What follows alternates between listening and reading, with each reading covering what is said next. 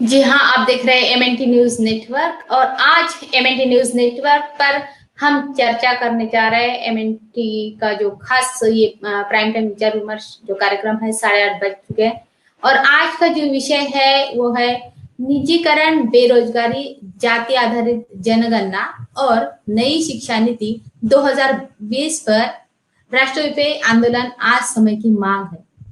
और इस विषय पर आज हमारे साथ जो पैनलिस्ट है उनमें है नीलिमा भटकर जी, राष्ट्रीय अध्यक्ष हैं महिला wing people's party of India democratic से। हमारे साथ उमेश चंद्र गौड़ जी है, राष्ट्रीय अध्यक्ष हैं मूल निवासी संघ से। मूल निवासी ललित कुमार जी है, राष्ट्रीय अध्यक्ष मूल निवासी विद्यार्थी संघ से। और डॉक्टर आनंद कुमार जी है, राष्ट्रीय महासचिव मूल निवासी संघ से। आप सभी का आज की इस प्राइम टाइम विचार विमर्श में मैं बहुत बहुत स्वागत करती हूँ। और आज की इस चर्चा की शुरुआत में ही हम उमेश चंद्र गौड़ जी से जानना चाहेंगे कि ये जो विषय है, जिस तरह से हम बोल रहे हैं कि आज जो है राष्ट्रव्यापी आंदोलन की जो जरूरत है, समय की मांग है, तो ये किस तरह से है, विषय को जरा एक्सप्लेन करें उमेश चंद्र गौड़ जी। सभी दर्शकों को एमएनटी न्यूज नेटवर्क को जय भीम, जय मूल निवासी। साथियों, इस कोविड-19 पेंडेमिक के अंदर ये सरकार जिस तरह से इसको मैनेज की है और इसके मिसमैनेजमेंट के चलते हुए देश में जो समस्याएं उत्पन्न हुई हैं, उन समस्याओं को लेकर के और इस पेंडेमिक की आड़ में जो इन्होंने लाकबंदी की है और उसके चलते आम आदमी का मुंह बंद हो गया। आम आदमी अपनी बात नहीं कर सकता।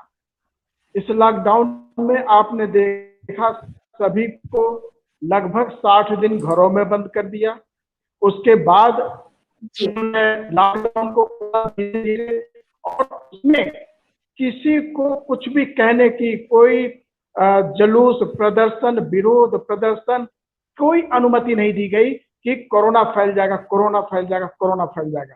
आज क्या हो रहा है?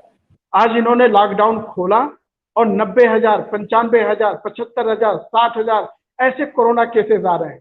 ये केसेस अगर हम सत्य मान लेते हैं तो भी सरकार की नाकामी है, लेकिन यह केवल आंकड़ों की बाजीगरी हमको नजर आती है, इतना कहीं वास्तव में नहीं दिखता।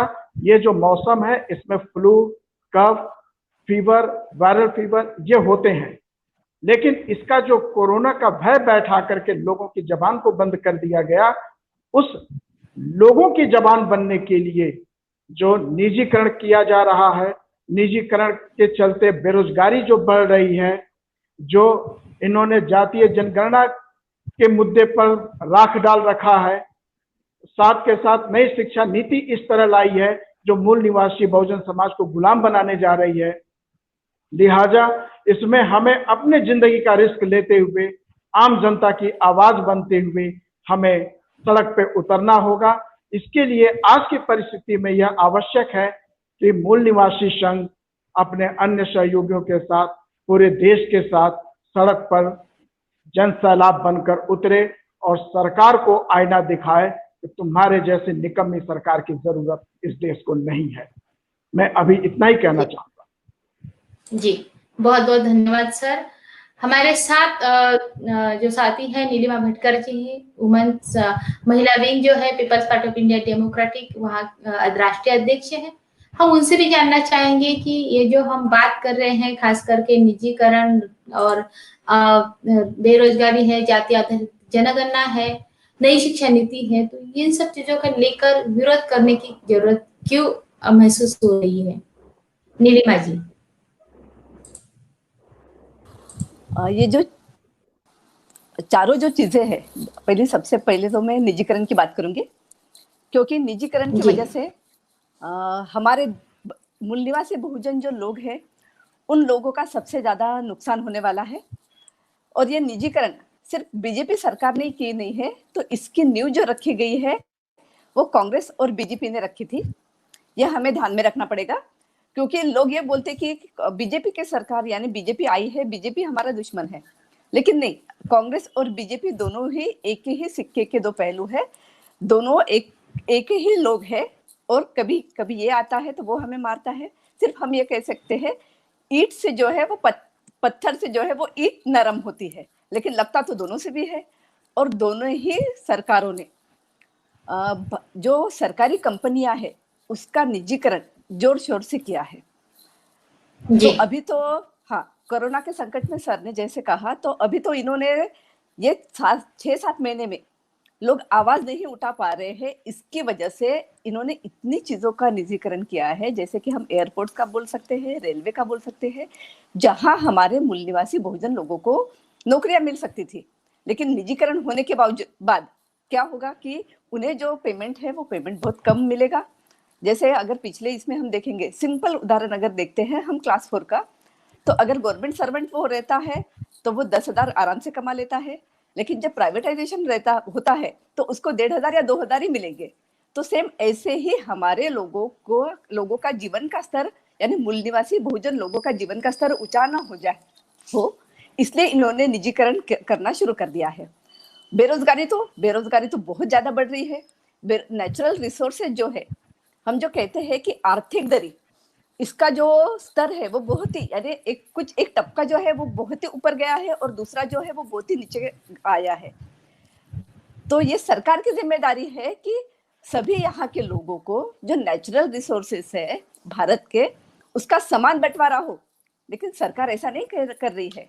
सिर्फ कुछ लोगों के हित के लिए सरकार उनको ज्यादा से ज्यादा नेचुरल रिसोर्स, सरकारी कंपनियां का ज्यादा से ज्यादा फायदा उन्हें दे रही है, जो कि हमारे मूल निवासी बहुजन लोगों के अहित में क्या, ये तो हमें मारना ही चाह रहे हैं, ऐसे ही कहा जाना ही चाहिए और ये सब लोगों को पता होना चाहिए।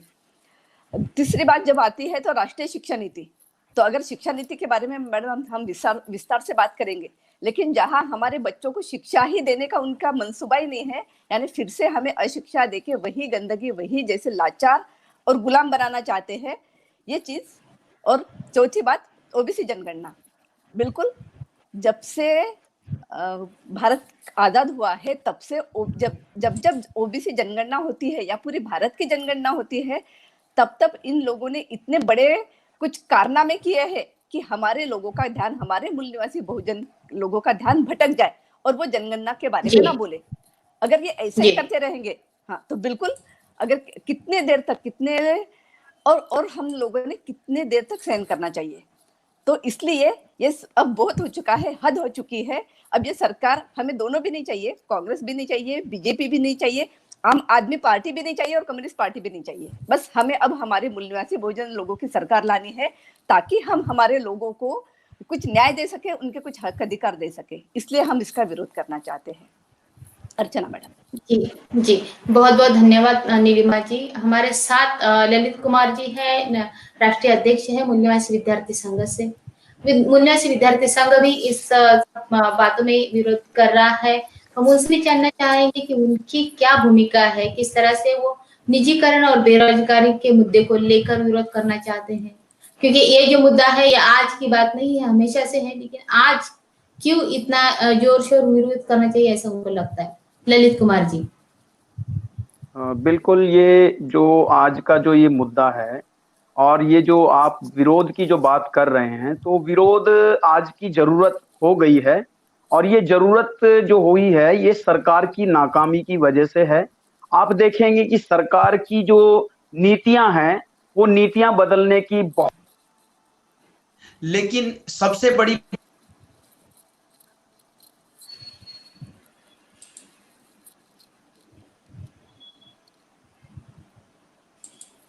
वो हमेशा नीतियां बदलने के पीछे जब कोशिश करते हैं तो उनकी जो नीयत है वो जनता को स्पष्टली दिखाई देती है।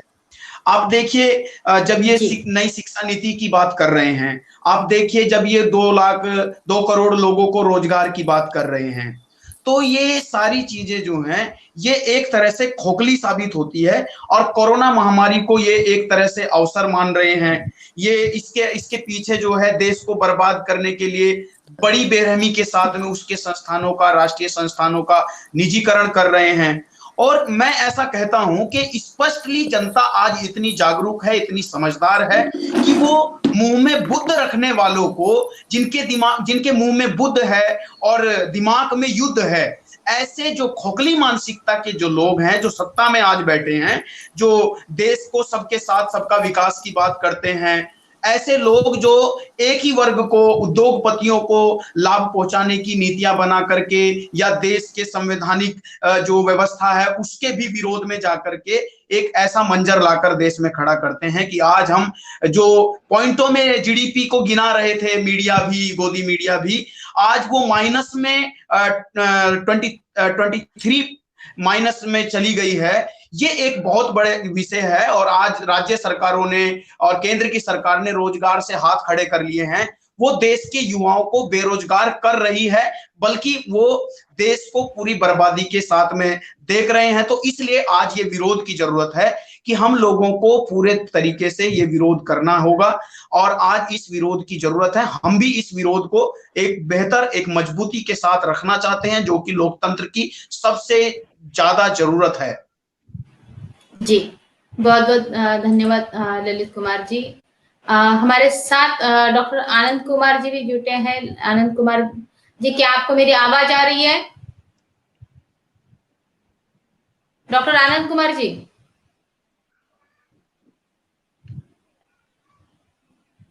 शायद उनका इंटरनेट। डॉक्टर आनंद कुमार जी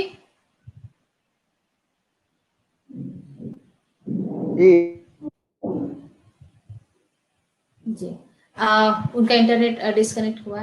नई शिक्षा नीति को अगर आप लोग विरोध कर रहे हैं तो उमेश चंद्र गौड़ सर, आपसे हम जानना चाहेंगे कि ये जो नई शिक्षा नीति है इसमें क्या कमियां है या क्या मतलब किस तरह से उसका विरोध करना चाहिए, ऐसा आपको क्यों लग रहा है? तो उसके बारे में भी हमें जरा विस्तार से बताइए। देखिए, नई शिक्षा नीति जो लाई गई है ये बड़ी सोच समझ कर लाई गई है और इसमें इनका मंशा ये है कि संविधान के अंदर शिक्षा का अधिकार रहते हुए भी ऐसी परिस्थितियों का निर्माण कर दिया जाए कि मूल निवासी बहुजन समाज शिक्षित न हो सके। उन्होंने इस शिक्षा नीति के अंदर प्राइमरी लेवल के बाद, जो हम पहले मिडिल लेवल कहते थे, मिडिल क्लास कहते थे, कक्षा 6 के बाद, वहां उन्होंने जो बच्चे ड्रॉप आउट हो जाते हैं उनको, उनके लिए व्यवस्था बना रहे हैं कि ये पुश्तैनी रोजगार, जैसे कोई बढ़ई का काम करने वाला है तो उसको कास्ट कला सिखाइए, जो लोहार का काम करने वाला है उसको ब्लैक स्मिथी सिखाइए। इस तरह की इनके मंसूबे बने हुए हैं कि आप अशिक्षित रहते हुए या सिंपली कहिए कि साक्षर होते हुए आप उस रोजी रोटी में चले जाएं और आप देश के विकास में भागीदारी न हो सके, आप डे टू डे लाइफ में केवल अपने पेट को पालने का साधन इकट्ठा कर सके। इन्होंने जो ये नीतियां बनाई हैं, इस नीतियों के अंतर्गत एक इन्होंने बात रखी कि मातृभाषा में पढ़ाई कराई जाएगी। ये तो बड़ी अच्छी बात है कि मातृभाषा में पढ़ाई हो। जितने जापान है, चाइना है, रशिया है, ये अपनी मातृभाषा में ही सारी टेक्नोलॉजी को रखे और पढ़ते हैं और ये देश विकसित हुए, आज विकसित देश के अंदर है। लेकिन भारत में ऐसा नहीं है। भारत में मातृभाषा की जब पढ़ाई शुरू होगी तो कहेंगे इसकी किताबें नहीं है, तो इसके जानकार क्वालिफाइड टीचर्स नहीं है। फिर बोलेंगे अच्छा मैं ये गैप भरूंगा, तो कैसे गैप भरेंगे? तो बोलेंगे अंग्रेजी पढ़ो तुम, और हम अंग्रेजी पढ़ नहीं पाएंगे। और ये अंग्रेजी पढ़ेगा कौन? जो धनाढ्य हैं, डॉक्टर्स हैं, इंजीनियर्स हैं, व्यापारी हैं, ऐसे लोग अंग्रेजी पढ़ेंगे और वो मालिक बनेंगे। और हमारे लोग जो ड्रॉप आउट हुए स्कूल से रहेंगे वो नौकर बने रहेंगे। तो ये विषमतावाद की खाई खड़ी कर रहा है। दूसरी चीज ये है कि ये कह रहे हैं कि अगर 3000 से कम के विद्यार्थी हैं तो उस स्कूल को बंद करके दूसरे स्कूल के साथ मर्ज कर दिया जाएगा, वहां आपको मौका मिलेगा। अभी जो बच्चे 1 किलोमीटर 1.5 किलोमीटर की स्कूल में जाके नहीं पढ़ पा रहे हैं, ऐसे स्कूल जो डिस्ट्रिक्ट में 3-4 होंगे, वो बच्चे कैसे जाके पढ़ेंगे? किस साधन से जाएंगे? वो गरीब माँ बाप कैसे पढ़ाएंगे? तो ये अब बच्चे ड्रॉप आउट नहीं होंगे, इनको पुश आउट किया जा रहा है। यानी एक योजना बना करके इनको शिक्षा के क्षेत्र से बाहर किया जा रहा है कि तुम अनपढ़ बने रहो। तो दूसरी चीज ये कह रहा है कि हम पुरानी संस्कृति, भारतीय संस्कृति को लोगों के दिमाग में डालेंगे। तुम्हारी भारतीय संस्कृति क्या है? ढोंग, ढकोसला, अंधविश्वास, ब्राह्मणवाद का फैलाव। ऐसे आप किताबों को ला करके लोगों के दिमाग में डालना चाहते हैं। जो वैज्ञानिक तथ्य को आगे बढ़ाना है, आप उसकी बात कहाँ करोगे?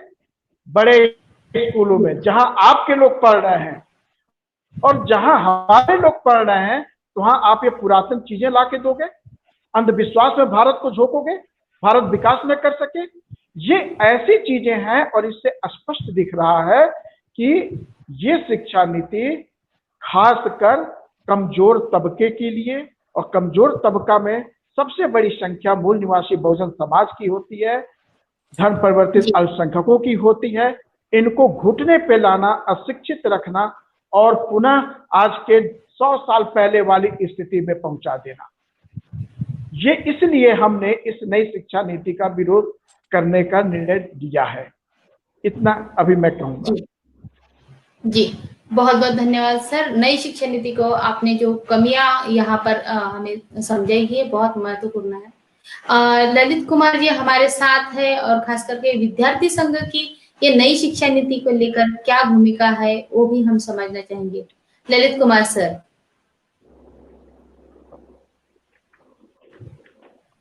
बिल्कुल। मैंने जैसा कि बोला है कि यहाँ भी हम उनकी नीयत को देखना चाहेंगे।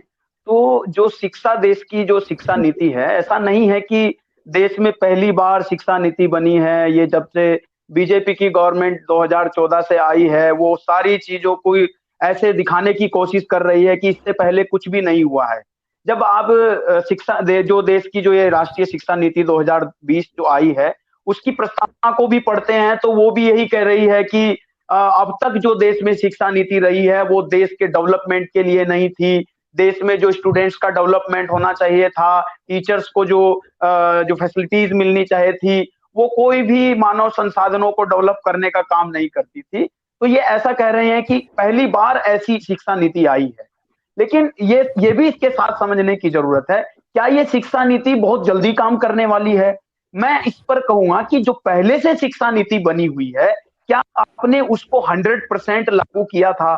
तो आप देखेंगे कि जो अभी तक हमारे देश में शिक्षा नीति थी, वहां पर भी इनकी नीयत में बेईमानियां थी। इन्होंने वही शिक्षा नीति ईमानदारी से लागू नहीं होने दी या उनको लागू नहीं करने दिया गया है। तो जो आने वाली शिक्षा नीति है, ये देश की जनता को समझना चाहिए, जिनको ये भ्रमित करने की कोशिश हमेशा करते हैं मीडिया के माध्यम से कि हम बहुत जल्द ही ये बदल के रख देंगे। तो आप देखिए शिक्षा नीति को, जिसको ये बार बार दोहराते हैं कि हमने प्राचीन और सनातन भारतीय ज्ञान और विचार की समृद्ध परंपरा के आलोक में यह नीति तैयार की है। ये एक चीज गौर करने की है कि जिस चीज की ये बात कर रहे हैं कि वहीं पर ये एक उदाहरण देते हैं कि हम तक्षशिला, नालंदा, विक्रमशिला की जो है उनसे प्रेरणा लेते हैं, उनके संवर्धन के लिए काम करेंगे, उन पर शोध करेंगे।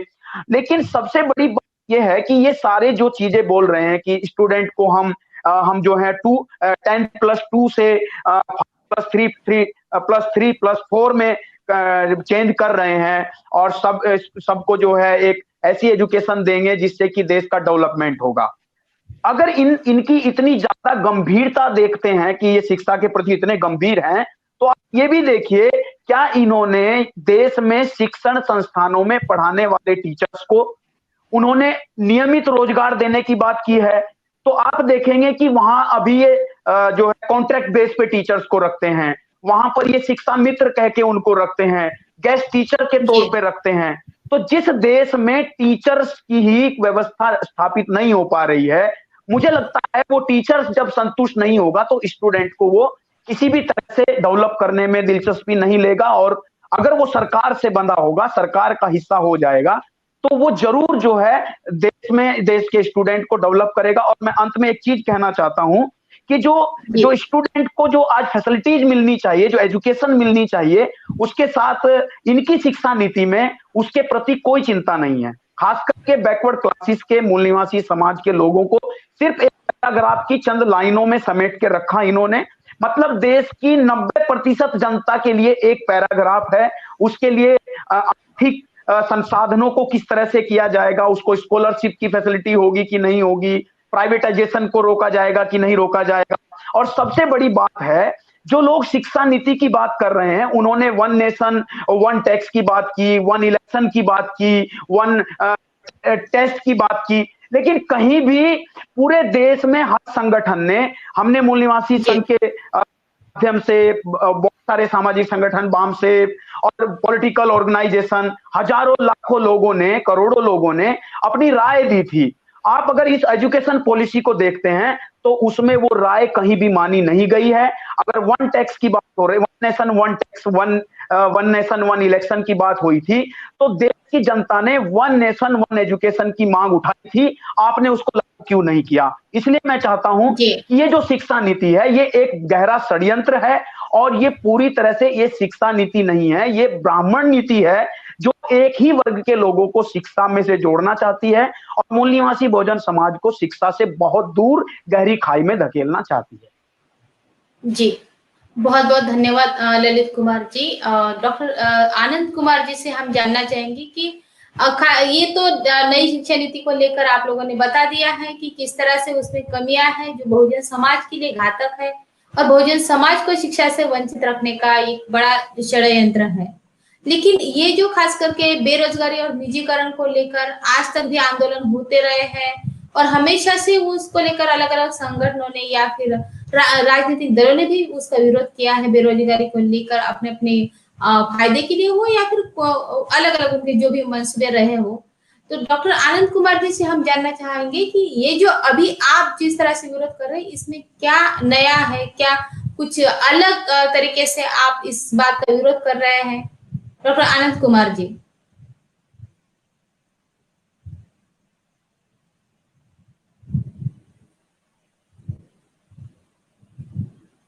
जी सर, बोलिए।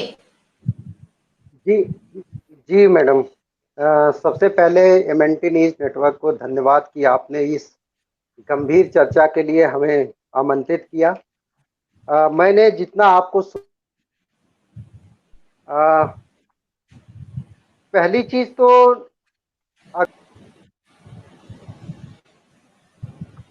डॉक्टर आनंद कुमार जी का इंटरनेट फिर से डिस्कनेक्ट हुआ है। हम नीलिमा भटकर जी से जानना चाहेंगे कि किस तरह से ये जो अभी जो आप विरोध कर रहे हैं उसमें क्या नया है, क्या किस तरह से आप उसको देख रहे हैं? नीलिमा जी,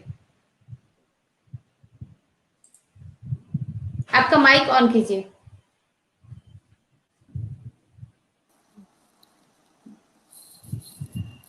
शिक्षा नीति के बारे में वैसे देखा जाए तो पूरे भारत से और हर निचले तबके से इसका विरोध होना चाहिए, क्योंकि ये पूरे के पूरे हम लोगों को बर्बाद, मूल निवासी बहुजन लोगों को बर्बाद करने के पीछे लगे हैं। इन्हें हम लोगों को शिक्षा ही देनी नहीं है। ये नई शिक्षा नीति का अर्थ ही ऐसा है कि हम लोगों को इनको शिक्षा ही नहीं देनी है। इसमें देखा जाए तो सबसे पहले तो इन्होंने संस्कृत भाषा कंपलसरी कर दी है, जो पहली से फर्स्ट स्टैंडर्ड से लेकर इन्होंने संस्कृत भाषा लगाई गई है। क्या संस्कृत भाषा अभी प्रैक्टिकल भाषा है? और संस्कृत भाषा हमने किस लिए सीखना चाहिए? तो ये कहते हैं कि संस्कृत भाषा में सभी जो सब्जेक्ट्स है वो सब्जेक्ट्स का मटेरियल अवेलेबल है। तो सभी सब्जेक्ट का मटेरियल अवेलेबल है, लेकिन क्या इसकी जरूरत प्रैक्टिकलिटी भी हमने देखना चाहिए ना, कि व्यवहार में संस्कृत भाषा कहाँ कहाँ यूज की जाती है, कहाँ कहाँ इसका उपयोग किया जाता है। तो जहाँ सिर्फ कुछ चंद यानी 1% लोगों के लिए जिसका उपयोग किया जाता है वो भाषा हमें कंपलसरी करने के लिए बोल रहे हैं। इंग्लिश भाषा इन्होंने ऑप्शनल रखी है, यानी बाद में वो इंग्लिश भाषा का एक लाने की उन्होंने बताया है, जो कि इंग्लिश भाषा हमारे लिए बहुत जरूरी है। क्योंकि अभी पूरा देश, अगर इन्होंने LPG लगाया है, खासगीकरण है, लिबरलाइजेशन, प्राइवेटाइजेशन एंड ग्लोबलाइजेशन, तो अगर पूरा देश ग्लोबल हो गया है और इंटरनेट के माध्यम से अभी कोरोना के काल में तो मोबाइल से पूरा चल रहा है, मोबाइल से उनका जो शिक्षा दे रहे हैं वो मोबाइल से नेटवर्क थ्रू दे रहे हैं। तो अगर हमारे बच्चों को इंग्लिश ही नहीं समझ में आएगी तो हमारे बच्चे कैसे डेवलप हो जाएंगे? तो सबसे पहले तो हमारे बच्चों को किसी भी हाल में इंग्लिश जरूरी है। हाँ, हमारे भाषा में, वही भाषा में शिक्षा देना एक कई हद तक ठीक है, क्योंकि मैं इसके लिए तमिलनाडु का उदाहरण दूंगी। तमिलनाडु में सिर्फ 2 ही भाषा वहां उन्होंने कंपलसरी की है, तीसरी भाषा का वहां बताया नहीं गया है। तो उनकी लैंग्वेज तमिल और दूसरी इंग्लिश, और ये उन्होंने कंपलसरी किया है। और आज अगर आप देखेंगे तो तमिलनाडु में सबसे ज्यादा उद्योग है, वहाँ बहुत सारे नए नए उद्योग भी आ रहे हैं, नई नई कंपनीज भी आ रही है, और वहाँ के लोगों में रोजगार का स्तर भी बहुत ज्यादा है। और खास बात यह है कि वहां अगर आप देखेंगे तो रिजर्वेशन में 60 to 70% रिजर्वेशन वहां के सरकार ने वहां अप्लाई किया है। इसका मतलब अगर हम हमारी भाषा में जो जरूरी है वहां से शिक्षा देते हैं, और दूसरा जो प्रैक्टिकलिटी है जो पूरे देश में चल रही है, देश में नहीं बोल सकते, पूरे ग्लोबलाइजेशन जिसका हुआ है, अगर वो भाषा में हम शिक्षा देते हैं तो जरूर हमारे लोग आगे बढ़ेंगे, बेरोजगारी कम होगी, उनको अच्छी नौकरी मिलेगी, उनका जो जीवन का स्तर है वो भी आगे बढ़ेगा। लेकिन संस्कृत भाषा इन्होंने जो उसका कंपलसरी किया है वो भी फर्स्ट स्टैंडर्ड से, उसका हम पुरजोर से विरोध करते हैं। दूसरा देखा जाए तो आंगनवाड़ी जो सेविका है उनके लिए कुछ भी प्रावधान नहीं किए गए हैं, जो कि हमारे बच्चों को हम ऐसा कहते हैं कि 1 वर्ष आयु 1 से लेकर 5 तक ये उनका माइंड डेवलपमेंट का सबसे अच्छा दौर रहता है। तो अगर आंगनवाड़ी जो शिक्षिका है उनके लिए अगर ये मानधन सही ढंग से नहीं देंगे, क्योंकि अभी भी वो 4,000 के मानधन से काम कर रहे हैं, अभी उसमें कुछ बढ़ोतरी हुई है, 1,500 या 2,000 थी, 6,000 उन्होंने किया है, लेकिन कम से कम जो बच्चों को पढ़ा रहे हैं तो उनको 10 या 12,000 तो भी उनका मानधन होना चाहिए। अच्छा, जहाँ वो पढ़ाते हैं वहाँ की सुविधा तो इतनी बेकार है कि वहाँ बैठने के लिए सही जगह नहीं है, बच्चों के यूरिन बाथरूम के लिए सही जगह नहीं है। तो ऐसे इसमें अगर वो हमारे बच्चों को पढ़ा रहे हैं तो उसके ऊपर उन्होंने ध्यान नहीं दिया है। तीसरा, जो फॉरेन यूनिवर्सिटीज को यहाँ उन्होंने बुलाया है, तो पहली बात तो हमारे लोग ग्रेजुएशन तक तो जाते ही नहीं है, बहुत कम परसेंट में है कि जो ग्रेजुएशन तक जाते हैं। 12वीं तक ठीक है कि कुछ 20% तक लोग जाएंगे। अगर आप फॉरेन यूनिवर्सिटीज को यहाँ बुला रहे हैं तो फॉरेन यूनिवर्सिटीज का पूरा जो शिक्षा है वो इंग्लिश में होने वाली है, और हमारे बच्चे वहां जाने वाले नहीं है, सिर्फ कुछ एक तबका ही जाने वाला है, यानी सिर्फ उच्च वर्णीय लोग और जिनके पास पैसा। तो ये फॉरेन यूनिवर्सिटीज का जो उन्होंने प्रावधान किया है वो सब सिर्फ और सिर्फ जो धनवान है और जो उच्च वर्णीय लोग हैं उनके लिए किया है, ताकि हमारे बच्चे पूरे के पूरे यही फिर से निचली खाई में चले जा रहे हैं। बाद में देखा जाए तो रिजर्वेशन पॉलिसी का कुछ भी यहाँ उन्होंने उल्लेख नहीं किया है, जो कि शिक्षा में है। हमारे बच्चों को शिक्षा नीति में रिजर्वेशन चाहिए, हमारे मूल निवासी बहुजन को चाहिए, लोगों को चाहिए, और वो तो पूरा 75 या 85% चाहिए, लेकिन उसका उल्लेख उन्होंने कुछ भी नहीं किया है। तो अगर इस बात के लिए अगर ऐसा देखते हैं तो इसको हम नेशनल एजुकेशन पॉलिसी न कहते हुए इसको हमने नेशनल एक्सक्लूजन पॉलिसी कहना चाहिए। एक्सक्लूजन मीन्स हमारे मूल निवासियों को यहाँ से एक्सक्लूड किया जा रहा है, पूरे की पूरी शिक्षा से उनको बाहर निकाला जा रहा है। तो इतनी खराब ये शिक्षा नीति है, तो ये शिक्षा नीति का निचले तबके से लेके गांव से लेके और सब जगह से सभी ने इसका विरोध करना चाहिए। इसलिए हम लोग भी रास्ते पे उतर रहे हैं। पीपल्स पार्टी ऑफ इंडिया इसका पूरे जोर से विरोध करने वाली है और ये रास्ते पे उतरने वाली है। अर्चना मैडम जी बहुत बहुत धन्यवाद। एक बात आप लोगों ने इस आपका जो विरोध है, हमारा जो विषय है उसमें भी जातिगत जनगणना को लेकर भी आप लोग विरोध नहीं है, उसका जातिगत जनगणना भी होनी चाहिए। इसको लेकर उमेश चंद्र गौड़ सर हमारे साथ हैं, हम उनसे जानना चाहेंगे कि क्या ये जब हम जातिगत जनगणना को लेकर, क्योंकि ये मसला तो सालों से पड़ा है, वहां पर हमेशा चर्चा होती है, जातिगत जनगणना नहीं हो रही है। ओबीसी की संख्या आज भी जो है हम पुराने 31 का ही रेफरेंस देते हैं। तो आज के दौर में इस बात को भी लेकर बात होती है कि क्या जाति आधारित अभी जनगणना नहीं होनी चाहिए, क्योंकि एक तरह से वो जातिवाद को बढ़ावा भी देती है। तो आप इस बारे में क्या कहेंगे गौड़ सर? देखिए, ये केवल जनता के सेंटीमेंट को और जो हमारा मूवमेंट है कि जाति को जमात बनाओ, जाति को समाप्त करो, ये उसकी आड़ ले रहे हैं कि जातिगत जनगणना से जाति व्यवस्था मजबूत होगी। हमारा ये पूछना है कि 1931 के बाद आपने जातिगत जनगणना नहीं कराई, तो क्या जाति खत्म कर दिया है आपने? जी। आपने उस आड़ में जो बहुसंख्यक हमारा है, ओबीसी कम्युनिटीज जो है, वो जिसके लगभग इस समय 54% से ज्यादा की आबादी है, उसके आपने संवैधानिक हक पे डाका मारा हुआ है। और उस डाका आपका बराबर रहे, बना रहे, उनकी जगह आप सब व्यवस्था में कायम हो जाए, आर्थिक रूप से, प्रशासन की दृष्टि से, इसलिए आप कहते हो कि जातिगत जनगणना कराने से जातिवाद फैलेगा। ये टोटली पूरे भारत के समाज को, भारत की जनता को मूर्ख बनाने का स्टेटमेंट है। जातिगत जनगणना कराने से जो आप कहते हो कि हमारे पास साइंटिफिक डाटा है, हम सबका वेलफेयर कर सकते हैं, वेलफेयर दे सकते हैं, तो आप मुझे बताओ, ओबीसी क्लास की जनगणना नहीं होने से उनको आपने कितने राइट्स दे दिए? आपने उनको कितना आरक्षण दे दिया? आपने उनके रिप्रेजेंटेशन का क्या मापदंड तय किया? नहीं किया ना। इसीलिए नहीं किया कि जनगणना नहीं है। कोर्ट में कोई बात जाती है और जहां हक हकूक की बात आती है, अनुपातिक प्रतिनिधित्व की बात आती है, कोर्ट कहता है कि ये तो बहुत पुराना है, आप नया डाटा लेके आइए। देखिए, वहां भी बेईमानी हो रही है। कोर्ट को मालूम है कि सरकार जातिगत जनगणना नहीं करा रही है, और पिछले ऑथेंटिक जनगणना 1931 के आधार पर लगभग 52% है, वो उसको भी मानने को तैयार नहीं हो रही है।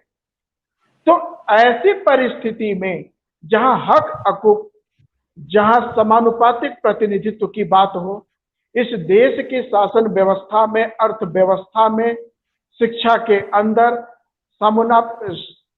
अनुपातिक भागीदारी की बात हो, तो ओबीसी को आप कैसे करोगे? ये तो बहुत अच्छा माहौल बना रखा आपने कि 54% की आबादी को 27% पे रख दिया कि हमारी इफिशियंसी कम हो जाएगी, और आपकी इफिशियंसी कोरोना काल में दिख गई कि कितनी अच्छी इफिशियंसी है। आपने कैसे मैनेज किया? जब आपको जो है आइसोलेट करना था, इवैक्यूएट करना था, तब आपने आइसोलेट कर दिया, और जब आइसोलेट करना था तब आपने इवैक्यूएट कर दिया। ये तो आपने सीखा था। जो आदमी स्पेशलाइज था कोरोना के लिए, उस फोर्स को आपने लगाया नहीं। भारतीय सेना nuclear, biological, chemical, defence and damage के लिए स्पेशलिस्ट है, उसकी इन्होंने कितनी सेवा ली है? ये मिसमैनेजमेंट था इनका। और इसी तरह ये कहते हैं कि इनके पास आदमी नहीं है, योग्यता नहीं है, सुटेबल पर्सन नहीं मिल रहे हैं। ये क्या मजाक बना रखा है आपने? आप अनुपातिक प्रतिनिधित्व सुनिश्चित करो। संविधान निर्माताओं को मालूम था कि जो शासक वर्ग है, ये जब तक इनको कुछ कंपल्सरी नहीं किया जाएगा, तब तक ये किसी को अधिकार नहीं देंगे। इसलिए एससी, एसटी, ओबीसी को और इनसे कन्वर्टेड माइनॉरिटीज को अधिकार देने के लिए, उनका प्रतिनिधित्व सुनिश्चित करने के लिए ये आरक्षण लाया गया। Means representation through reservation. और ये इस रिजर्वेशन को खत्म करने के लिए पूरी तरह से बाध्य हैं कि हम इसको कैसे न कैसे खत्म कर दें। अब सरकारी नौकरियों में जो रिजर्वेशन मिलना है, उसको ये इस तरह से खत्म कर रहे हैं कि न रहेगी बांस न बाजेगी बांसुरी। सरकारी नौकरी रहेगी नहीं तो हमें अनुपातिक प्रतिनिधित्व देने की जरूरत है कि नहीं। सरकारी रहेंगे नहीं तो प्राइवेट में तो हमारी मनमर्जी चलेगी, वो तो सेठ का है, सेठ जैसा चाहे करे। तो ये इनकी मंशा बनी हुई है। इस मंशा को धराशायी करने के लिए और इस भारत देश के नागरिक जिनको वंचित किया जा रहा संवैधानिक अधिकारों से जनगणना के आधार पर, इसलिए ओबीसी की जातिगत जनगणना आवश्यक है। इसलिए हम कहते हैं कि ओबीसी की जातिगत जनगणना होनी चाहिए, और ये नहीं करा रहे हैं। जबकि ये जातिगत जनगणना के लिए पार्लियामेंट के अंदर देवगौड़ा सरकार ने 1998 में ही कहा था कि हम जातिगत जनगणना कराएंगे। उस पर कुंडली मार के बैठ गए लोग। 2001 में होना था, वहां कुंडली मार के बैठ गए। जैसे भाजपा आई उसने जो है मिटिया मिट कर दिया। उसके बाद कांग्रेस दबाव पड़ा, कांग्रेस आती है, कांग्रेस कही हम कराएंगे कराएंगे कराएंगे, और उसने मेन जनगणना के साथ इस जनगणना को नहीं कराया, कहा हम अलग से करा लेंगे, और अलग से जो कराया उसका रिजल्ट अभी तक सदन में नहीं लाया गया, और न ही सेंसस कमिश्नर उसके रिजल्ट को जग जाहिर कर रहा है। सबको मालूम है, शासक वर्ग को मालूम है, जैसे ये जग जाहिर होगा वैसे ही लोग अपने अधिकार के लिए सड़क पर आ जाएंगे, और हम जो 15% या 10% के लोग जो 70% पे कुंडली मार के बैठे हैं, हमें वो निवाला छोड़ना पड़ेगा, वो अधिकार छोड़ना पड़ेगा। इसलिए येन केन प्रकारेण जातिगत जनगणना को टाला जा रहा है। इसलिए जो 2021 में जनगणना होनी है, इस आंदोलन की वजह से और लगातार आंदोलन की वजह से सड़क के ऊपर उतरने से ही ये संभव हो पाएगा कि जातिगत जनगणना हो। अदरवाइज ये शासक वर्ग जब तक प्रेशर में नहीं आएगा तब तक ये कोई काम नहीं करने वाला, लोगों के हक हकूक नहीं देने वाला। इसलिए इस जातिगत जनगणना न होने के खिलाफ हमें ये आंदोलन छेड़ना पड़ रहा है। अभी के लिए मैं इतना ही कहूंगा। जी, बहुत बहुत धन्यवाद सर। जातिगत जनगणना को लेकर आपने बहुत विस्तार से जानकारी दी है। लेकिन अगर हम बात करें खास करके विद्यार्थी संघ की, विद्यार्थी संघ भी इस आंदोलन में सक्रिय है, तो हम ललित कुमार जी से जानना चाहेंगे, जो युवा खास करके विद्यार्थी जो है आंदोलन से दूर रहते हैं, ज्यादातर वो आंदोलन में नहीं आना चाहते, ऐसे में मूल्यवासी विद्यार्थी संघ के माध्यम से आप जब आंदोलन कर रहे हैं, तो आपको विद्यार्थियों से या फिर पूरे भारत से किस तरह से सपोर्ट मिल रहा है? क्या है विद्यार्थियों की इसमें भूमिका, किस तरह से वो आना चाहते हैं आंदोलन में? भारत में जो विद्यार्थी है, जो युवा है, उसको हमेशा एक भ्रम की जिंदगी में रखने के प्रयास होते रहे हैं, या वातावरण रहा है।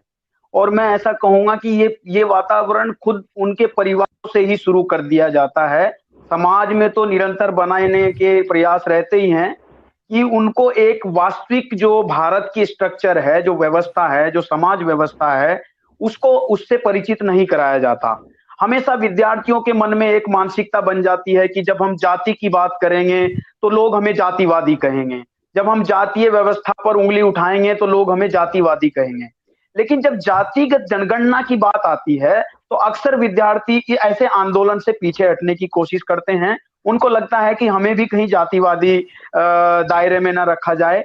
लेकिन आप इस पर गौर करिए, जो सरकार ऐसी भ्रांतियां फैलाती है और जो लोग इस भ्रांतियों में फंसते हैं, उनको ये समझना चाहिए, खास करके विद्यार्थियों को समझने की जरूरत है, देश के युवाओं को, कि अगर जो सरकार हिंदुत्व की बात करती है, जो विश्व वासुदेव कुटुंबकम की बात करती है कि विश्व हमारा परिवार है, परिवार एक घर है, इस तरह की बात करती है, लेकिन ऐसा परिवार, ऐसा एक जो समाज है जो अपने समाज की इकाइयों की गिनतियों से डरता है। भारत में एक ऐसी व्यवस्था में, जो ब्राह्मणवादी व्यवस्था हम जिसे कहते हैं, वो खुद अपनी औकात से डरती है कि मैं किस जनसंख्या में बटी हूं, मेरी जाति और वर्ण की व्यवस्था में कौन कितनी संख्या में कितनी मजबूती में है, वो इसे जग जाहिर नहीं होने देती। आप देखेंगे कि जो 2011 की जनगणना हुई थी, 5,000 करोड़ रुपया उस पे खर्च किया गया, उसके बावजूद भी वो डेटा जग जाहिर नहीं किया गया। और मैं आरोप लगाना चाहता हूं, भारत में जो बीजेपी की गवर्नमेंट है, मैं उस पर पूरी तरह से आरोप लगा सकता हूं कि ये हमेशा से उसका दुरुपयोग करते रहे हैं। इन्होंने उस डेटा को इलेक्शन के लिए हमेशा से यूज किया है, और ये डेटा जो है ये राजनीति के लिए, राजनीतिक हिंसा, राजनीतिक लोगों में विद्रोह, राजनीतिक भ्रांतियां पैदा करने में ये यूज करते हैं। लेकिन इसकी जरूरत जनता को क्यों है? क्यों जनता इसकी मांग उठाती है? आप देखेंगे गुजरात के गुर्जर, हरियाणा के जाट और तमाम भारत के, चाहे वो जाट कम्युनिटी हो, यादव कम्युनिटी हो, SC ST OBC या फिर जनरल कास्ट के लोग भी हों, आज वो अपने वर्गों के हितों की मांग करते हैं। लेकिन मैं भारत सरकार से और जनता से ये सिर्फ सवाल रखना चाहता हूं कि अगर जनता के और सरकार के पास ये डेटा ही नहीं है कि हम देश में किस जनसंख्या में हैं, तो फिर आप अपने अधिकारों की डिमांड किस बेस पे कर रहे हो, या जनता आपके लिए जो पॉलिसीज बना रही है वो किस बेस पे बना रही है। यानी अगर स्टूडेंट को स्कॉलरशिप देनी है, एससी को देनी है, ओबीसी को देनी है, या शेड्यूल ट्राइब को देनी है, या माइनॉरिटीज को देनी है, या जनरल कास्ट के ही जो आर्थिक कमजोर वर्ग के लोगों को जिनको 10% आरक्षण देने की बात कही गई, किस बेस पे आपने कहा कि ये लोग इतने परसेंट, हमने इनको 10% दे दिया। यानी सरकार के पास ऑथेंटिक 1931 के बाद में कोई डेटा नहीं है, उसके बावजूद भी ये जनरल कास्ट को 10% देती है, शेड्यूल कास्ट को दे रही है, शेड्यूल ट्राइब को दे रही है। तो ओबीसी के लिए जो देश का 50% जनता है, उसके लिए जो आर्थिक नीतियां हैं, उसके लिए जो मेडिकल एरिया में है, एजुकेशन एरिया में है, वो निर्धारण जो नीतियां हैं कैसे हो रहा है। मुझे लगता है ये जनता के साथ एक धोखा हो रहा है, और जनता को इसको समझते हुए अपने अधिकारों की, अपनी जनसंख्या के अनुपात में अपनी भागीदारी की अगर मांग हम उठाते हैं और हमें ये मिल जाता है, तो जो ये मानसिकता फैला रहे हैं कि जातिगत जनगणना से जातिवाद बढ़ेगा, तो मुझे लगता है ये उसके लिए एक बहुत अच्छा तमाचा होगा कि जातिगत जनगणना से नहीं बढ़ रहा है। जाति के आधार पर भारत में जो स्ट्रक्चर बना है, अगर हम जाति के आधार पर उनके अधिकारों का संरक्षण करें, उनको अधिकार दे दें भारत की जनता को, तो मुझे लगता है सारी समस्याएं खत्म हो जाएंगी और भारत का कोई भी विद्यार्थी, कोई भी नागरिक जो सुविधाएं उसको मिलनी चाहिए, उससे वो अनभिज्ञ नहीं रहेगा। ये मुझे इसमें कहना है।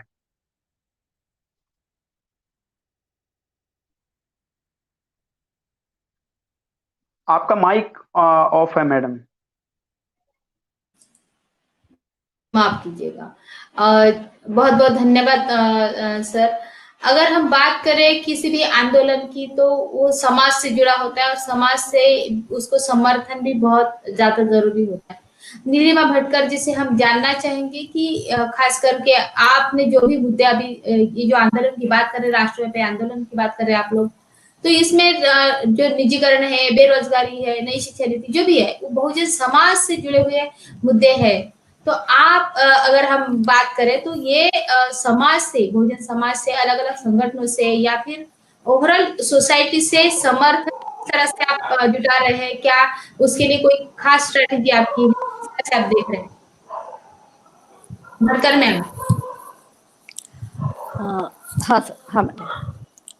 अगर हम जातिगत जनगणना के बारे में बोलते हैं, और ये जातिगत जनगणना ये सबसे अच्छा विषय है, और खास करके मूल निवासी बहुजन लोगों को जागरूक करने के जो विषय अगर है अभी के फिलहाल इस अभी सिनेरियो में, तो ये जातिगत जनगणना ही है। इसके आधार पे हमारे लोग, मूल निवासी बहुजन लोग बहुत ही जल्दी अवेयर हो सकते हैं। तो अवेयरनेस के लिए हमारे पास जो मुद्दे हैं, तो वो सबसे पहले ये है कि जब तक इनकी जाति आधारित जनगणना नहीं होगी, तब तक इनको बजट में एलोकेशन नहीं मिलेगा। जो भारत का बजट है, जिसमें उनको उनके उन्नति के लिए, उनके प्रगति के लिए जो जो चीजें उनका रखनी थी, वो पैसा उनके ऊपर खर्च नहीं होगा। क्योंकि वो हर वक्त यही बोलते हैं, अभी जब से भारत आजाद हुआ है, यानी पिछले 70 साल से अगर हम देखेंगे, तो इतना बड़ा तबका यानी ओबीसी तबका जो 45% से लेके 50% तक है, उसके लिए आर्थिक नीतियां कोई भी अच्छी तरह से नहीं बनाई गई। और इसका कारण ये क्या बताते हैं? तो बजट बताते हैं। और ये हमारे मूल निवासी बहुजन लोगों को पता ही नहीं है, क्योंकि वो तो सिर्फ ऐसा ही कहते हैं कि ऐसे लोगों को ये सुविधा मिलती है, उनको स्कॉलरशिप मिलती है, उनके फी में उनको कमी मिलती है, वो फ्री कहीं भी फ्री जा सकते हैं। अगर विद्यार्थी है तो वो इंटरव्यू के लिए फ्री जा सकते हैं, उनको फी माफ है। लेकिन ये क्यों माफ है, ये उनको पता ही नहीं, उनको ये बताया ही नहीं गया है। और बताया क्यों नहीं गया है? तो जब अगर हम देखेंगे कि आज़ादी के बाद जब जनगणना का विषय आया है, तो मैं 51 से लेकर अगर देखूंगी तो इन्होंने क्या क्या बड़े मुद्दे लाए हैं जो कि ओबीसी का उनका माइंड जो है वो डाइवर्ट हो। तो सबसे पहले अगर 1951 में जब इलेक्शन आ गए, हमारे भारत स्वतंत्र हो गया और इलेक्शन आ गए, तो सभी लोग इलेक्शन में उतर गए।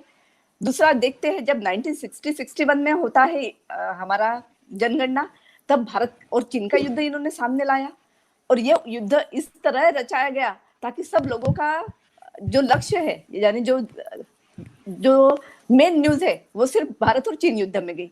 ये जनगणना के बारे में किसी ने कुछ भी कहीं भी बात नहीं की। 1971 में सिर्फ फिर भी भारत और पाकिस्तान का युद्ध बताया गया, यानी हुआ। और क्यों हुआ?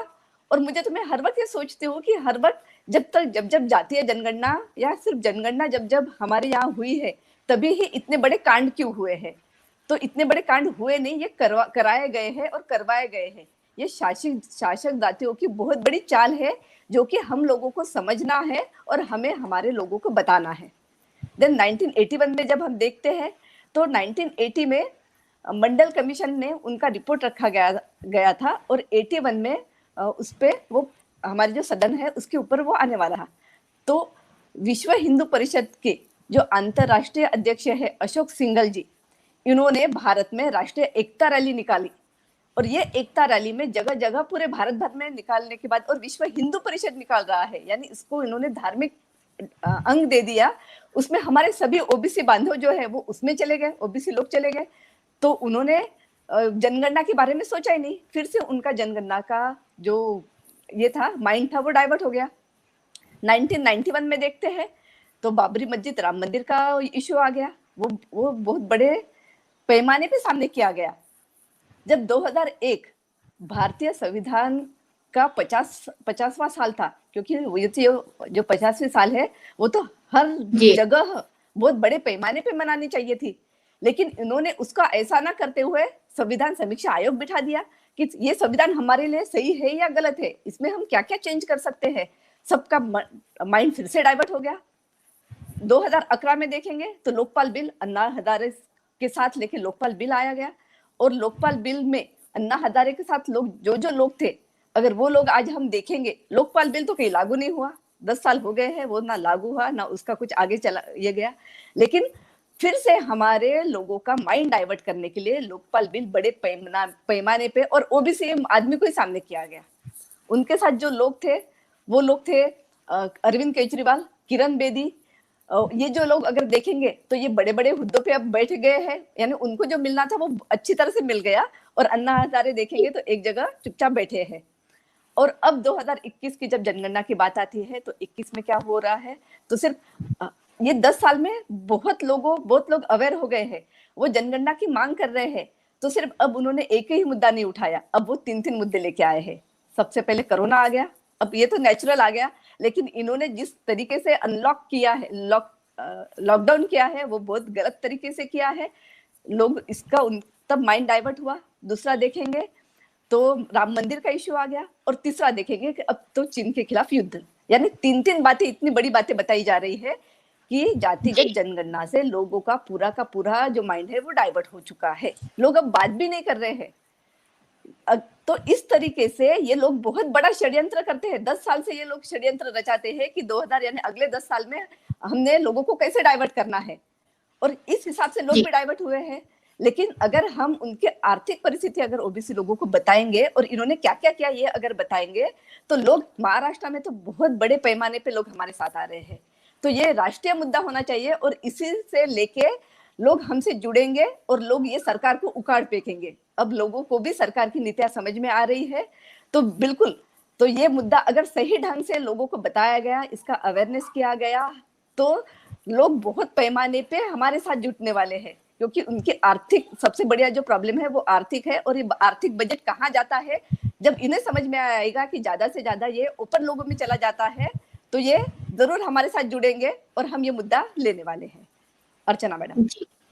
जी बहुत बहुत धन्यवाद मैडम। उमेश चंद्र गौड़ सर से हम जानना चाहेंगे कि जब हम बात कर रहे हैं समर्थन की, तो समाज में अलग अलग मुद्दों को लेकर एक साथ आना, खास करके हम देखते हैं कि हमारे देश की जो जिस तरह से चरित्र रहा है वो धार्मिक मुद्दों को लेकर एक साथ आते हैं, लेकिन जब सामाजिक समस्याओं की बात होती है तो वो एक साथ नहीं आते।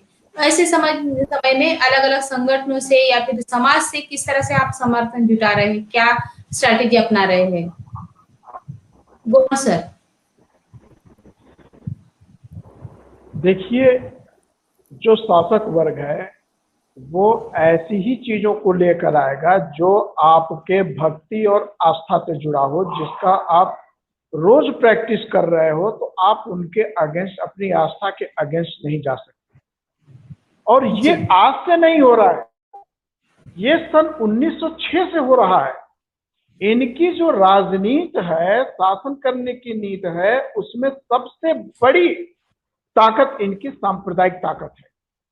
ये उस ताकत को लेकर आ रहे हैं और उस सांप्रदायिक ताकत के चलते भारत, 72 भारत और पाकिस्तान में बटा। उस सांप्रदायिक ताकत के चलते जो 2 वोट का अधिकार मिला था गोलमेज कॉन्फ्रेंस के अंदर कम्युनल अवार्ड के रूप में, वो हमारा समाप्त हुआ।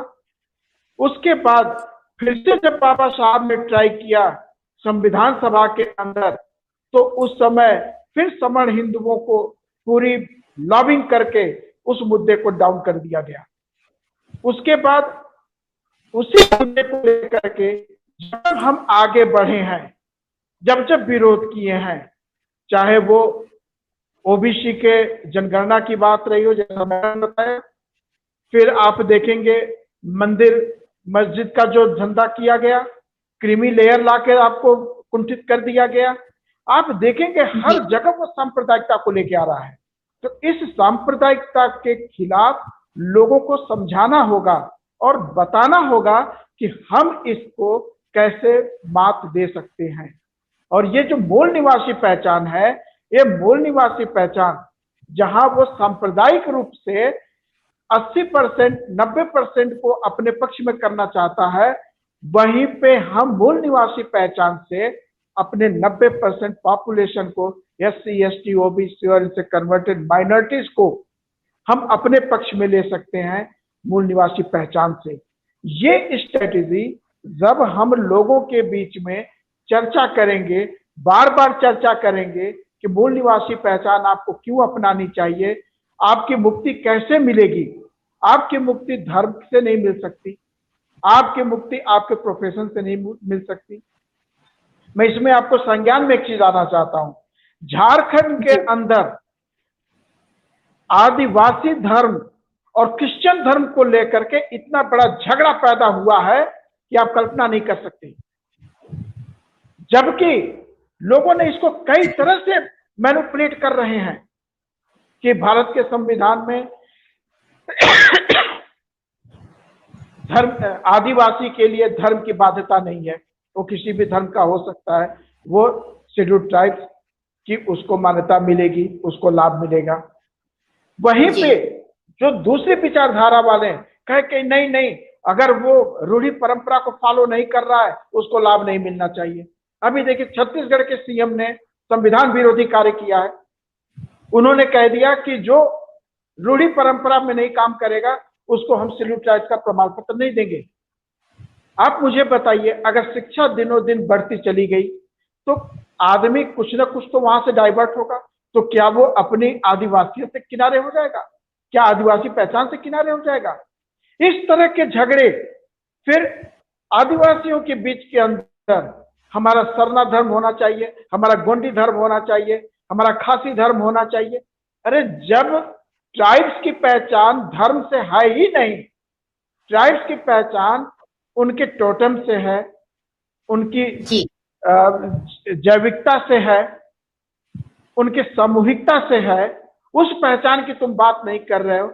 जब अंग्रेजों की जातिगत जनगणना हुई थी तो उन्होंने उनको ट्राइब्स, ट्राइबल, एनिमिस्ट, इस तरह की चीजें बताई, और तुम सरना, गोंडी, खासी, खारो, गारो इस पे लेके तुम बट रहे हो, तो तुम कहाँ गए? तुम फिर सांप्रदायिक चीज में चले गए और तुम इकट्ठा नहीं हो सकते, तुम मूल निवासी पहचान के तहत इकट्ठा नहीं हो सकते। नहीं इकट्ठा हो गए, नुकसान सबका होगा। तुम्हें क्या मिलेगा?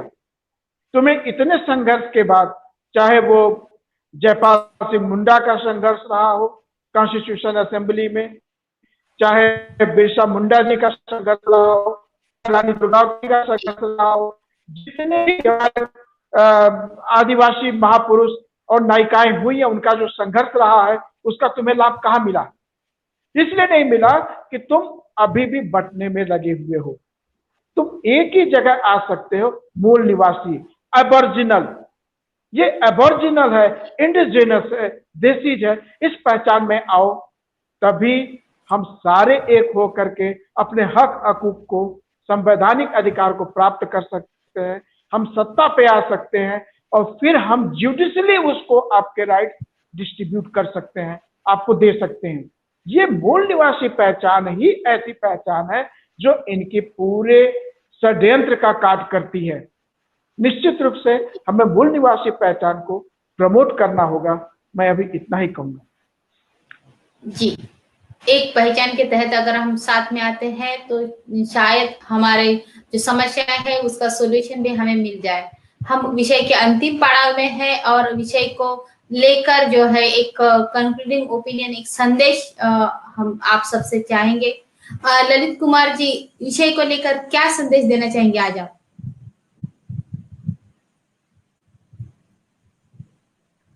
बिल्कुल, जो ये विषय है इसको अगर हम गंभीरता से ले रहे हैं और जनता को ये लेना ही होगा, ले भी रहे हैं, लेकिन आज एक नए दृष्टिकोण के साथ हमको कदम बढ़ाने की जरूरत है। और हमने पूरे देश भर में जब मूल निवासी बहुजन समाज ही नहीं बल्कि भारत के हर नागरिक के साथ अन्याय हुआ है, हमने पुरजोर तरीके से उस अन्याय के खिलाफ आवाज उठाई है। और आप इस आवाज को अपने पुरखों के संदेशों में भी देख सकते हैं। 21 वर्ष के युवा भगत सिंह कहते थे अपनी माँ से कि माँ, मुझे डर है कि कहीं हमारी कुर्बानियों के बाद मिली आजादी से इसके बाद कहीं गोरे अंग्रेजों की कुर्सियों पे ये काले अंग्रेज न बैठ जाएं। बाबा साहब अंबेडकर कहते थे कि मैं शुरू में और अंत में सिर्फ भारतीय हूं। भारत के जो युवा थे, पढ़े लिखे नौजवान थे, उनको वो संदेश दे रहे थे कि ये पद, ये डिग्रियां, ये काबिलियत सम्मान के लिए नहीं है बल्कि राष्ट्र, देश और समाज के लिए कुछ कर दिखाने के लिए है। आज देश की सरकार पूरी बेशर्मी के साथ, बेरहमी के साथ जिस तरह से निजीकरण कर रही है, तो उसकी मंशा को देखेंगे कि बीएसएनएल और एमटीएनएल जैसी संस्थाओं को अगर निजीकरण करते हैं तो उसमें कितना खर्च आता है, और अगर उसका पुनर्जीवित करते हैं तो पुनर्जीवित करने में 75,000 करोड़ रुपया आता है, और उसको अगर निजीकरण करते हैं तो 95,000 करोड़ रुपया आता है। यानी उसके बावजूद भी सरकार मरीज को बचाना नहीं चाहती है, वो मरीज को मारना चाहती है, वो निजीकरण करने की मंशा तक आ चुकी है।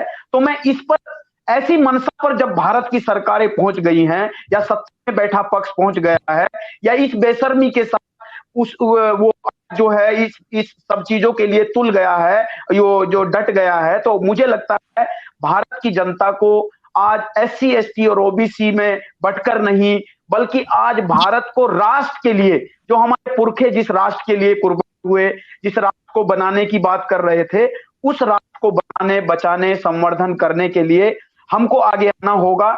और आने वाली 17 तारीख को जिस तरह से मूल निवासी संघ ने देश भर में जो आंदोलन की, जो उन्होंने घोषणा की है, और हमने भी मूल निवासी विद्यार्थी संघ के माध्यम से देश के नहीं, पूरे अपने जो समाज के, पूरे देश के जो विद्यार्थी हैं उनके समर्थन के साथ उनके आंदोलन में समर्थन किया है। और हम साथ मिलके जिस तरह से इस आंदोलन को पूरे देश में कर रहे हैं, मुझे लगता है ये एक अंतिम रास्ता हमारे पास होगा कि अब सरकार से मांग करने का समय नहीं है, बल्कि ऐसे बेईमानों को सत्ता से बाहर करने का मौका है। हमको इनको बाहर करना होगा। सरकार जनता को एक मुद्दा देना चाहती है कि वो बीजेपी से हटा करके कांग्रेस को लाने की बात दिमाग में लाएगी, लेकिन मुझे लगता है जनता, ये भारत का विद्यार्थी, भारत का नागरिक ये समझ चुका है कि वो इस झांसे में आने वाला नहीं है। और अब मूल निवासी बहुजन समाज के लोग अपनी सत्ता कायम करेंगे। मुझे लगता है ये मानसिकता के साथ हम इस समाधान की तरफ बढ़ेंगे और इस आंदोलन को, हम राष्ट्र को संरक्षित, सुरक्षित, संवर्धित करने के लिए ये आंदोलन समर्पित करेंगे। मैं इस पर यही कहूंगा कि प्राइवेटाइजेशन नहीं बल्कि गवर्नमेंटाइजेशन करना होगा, सरकारी करण करना होगा, बल्कि सरकारीकरण को बहुत ही बेहतर तरीके से असरदार सरकारीकरण करना होगा।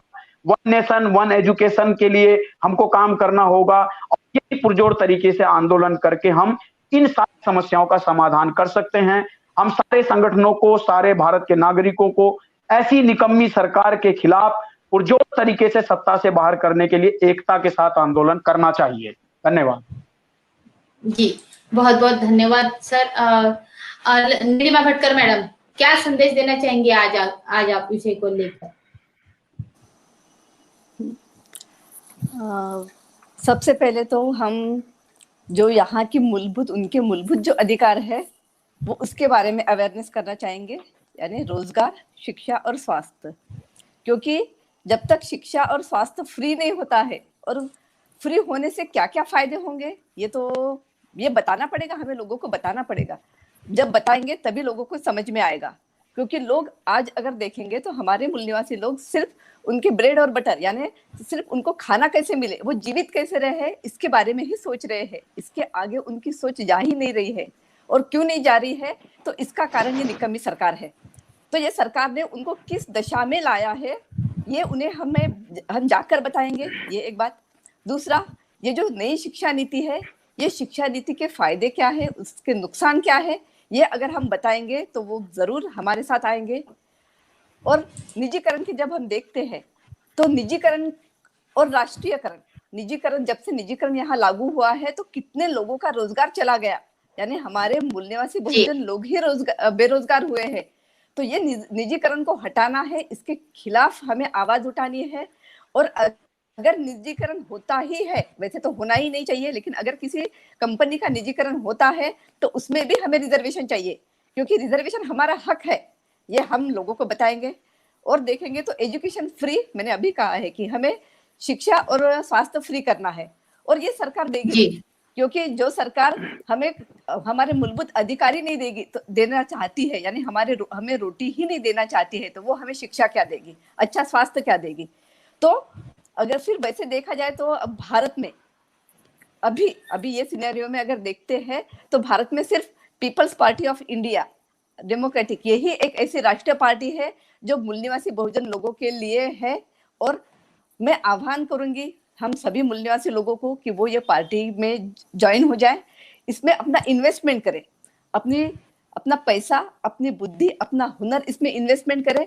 जरूर इनको जो जीने के लिए जो कुछ चाहिए वो जरूर हमारी पार्टी हर लोगों को देंगे, हर भारतीय लोगों को देगी। क्योंकि हम ये पार्टी बनाई ही इसलिए गई है कि हम हमारे मूल निवासी बहुजन लोगों को उनके हक और अधिकार देना चाहते हैं।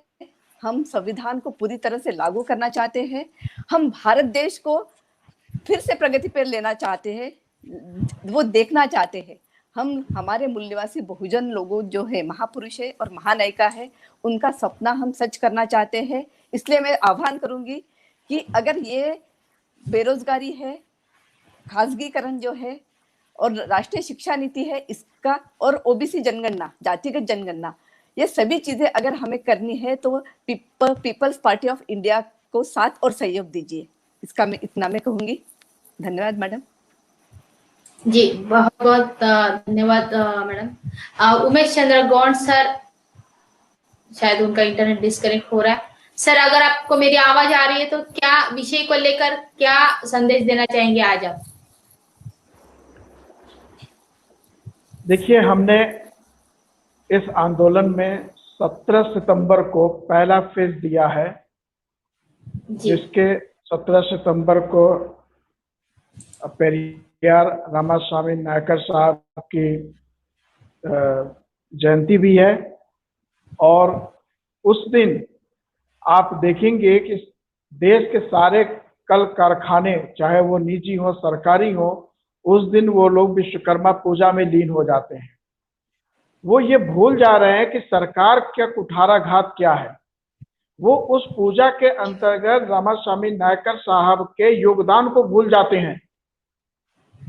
रामास्वामी नायकर साहब के योगदान को याद करते हुए निजीकरण के खिलाफ, बेरोजगारी के खिलाफ हम जो ये कदम उठा रहे हैं, ये हमारा पहला कदम है। 27 सितंबर को जब बाबा साहब ने भारत के पार्लियामेंट से इस्तीफा दिया था कि हिंदू कोड बिल नहीं पास हुआ, नेहरू जी ने उसको नहीं पास कराया, और साथ ही आर्टिकल 340 के तहत जो शैक्षिक और सामाजिक रूप से पिछड़े लोगों के लिए कमीशन बनाने की बात थी, वो भी नहीं किया। तो बाबा साहब के इस्तीफे को याद करते हुए हमने जातिगत जनगणना न कराने के विरोध में ये आंदोलन 27 सितंबर को लॉन्च कर रहे हैं। 19 अक्टूबर को राष्ट्रपिता ज्योतिबा फूले साहब ने हंटर कमीशन को ज्ञापन सौंपा था और उन्हें बताया था कि मूल निवासी बहुजन समाज कितना अज्ञानी है, उनके लिए क्या करना चाहिए। तो उस बात को लेकर के हमने नई शिक्षा नीति, जो मूल निवासी बहुजन समाज को गुलाम बनाने का षड्यंत्र है, उस दिन इस आंदोलन को हम पूरे देशव्यापी आंदोलन के रूप में 1 दिवसीय धरना प्रदर्शन करके हम देश में एक संदेश भेजना चाहते हैं। और उसके बाद जिस तरह की भी ये चीजें निकल कर आती हैं, हम इसको एक पूरे सत्र का जो है राष्ट्रव्यापी आंदोलन बनाकर समय समय पर सड़क पर उतरते रहेंगे। इसमें सभी भुक्तभोगी हैं। आज हो सके कुछ लोग अपने को भुक्तभोगी न मानते हो, लेकिन उनकी आगे आने वाली पीढ़ियां इसी भारत में दर दर के भिखारी बनेंगे। अपनी पीढ़ियां भिखारी न बने, उनको संवैधानिक अधिकार मिले, संवैधानिक लाभ मिले और उनका जीवन शांति और खुशहाल हो, संपन्न हो, समृद्धि भरा हो, उनको आज संघर्ष करना पड़ेगा। अगर आप आज नहीं मेरे साथ आ सकते, हमारे साथ इस मूवमेंट में नहीं आ सकते, आप कभी नहीं आओगे, क्योंकि शासक वर्ग ने आपके चारों तरफ खाई खोद रखी है। इसलिए हमको एक साथ, कहा जाता है ना, जो बहेलिया और कबूतर की बात थी कि कबूतर फंस गए जाल में, उनका दिमाग नहीं काम कर रहा है कैसे निकले। तो ये हुआ कि चूहे ने जाल काटा और फिर जाल कुछ काटा तो कबूतर पूरी जोर लगाकर बचे हुए जाल के साथ उड़ के निकल गए। आज हम उस ट्रैप में हैं, उस सांप्रदायिक राजनीति के ट्रैप में हैं और हमें निकलने का मौका मूल निवासी पहचान है। हमें मूल निवासी पहचान को अपनाते हुए, इसका व्यापक प्रचार प्रसार करते हुए और जो ये आंदोलन किया जा रहा है उसमें पूरी तरह से सहभागिता निभाते हुए, बहुत नौकरी कर ली, बहुत हम पढ़ लिए, मिल कुछ नहीं रहा है, इसलिए सड़क पर उतरो और अपने हक अधिकार ले लो। इसी संदेश को मैं आपके सामने रखता हूं और सहयोग की अपेक्षा करता हूं। जय भीम, जय मूल निवासी। जी बहुत बहुत धन्यवाद आप सभी का। आज के विषय को लेकर जिस तरह से आप सभी ने महत्वपूर्ण जानकारी दी। आज हम चर्चा कर रहे थे निजीकरण, बेरोजगारी को लेकर और वहाँ आपके जो राष्ट्रव्यापी आंदोलन है उसको लेकर। तो आप सभी ने बहुत अच्छे से जानकारी दी। हमारे साथ डॉक्टर आनंद कुमार जी जुटे थे, लेकिन इंटरनेट की वजह से वो बार बार उनका डिस्कनेक्ट हुआ और उनकी बात हम नहीं सुन पाए। मैं एमएनटी की तरफ से आप सभी को बहुत बहुत धन्यवाद देती हूँ और आप सभी की इजाजत लेते हुए कल का जो कार्यक्रम है उसकी यहाँ पर घोषणा करती हूँ।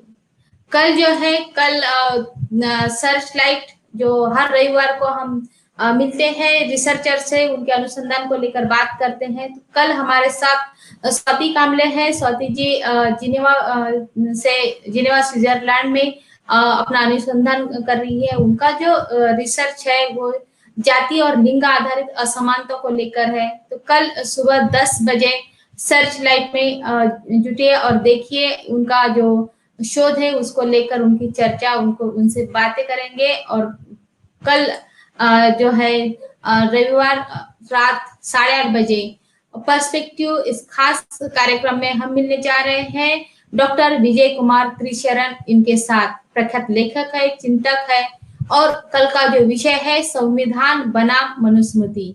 तो कल के विषय को लेकर आप देखिए, जुटिए और ज्यादा से ज्यादा लोगों तक ये जानकारी दीजिए। तब तक के लिए धन्यवाद।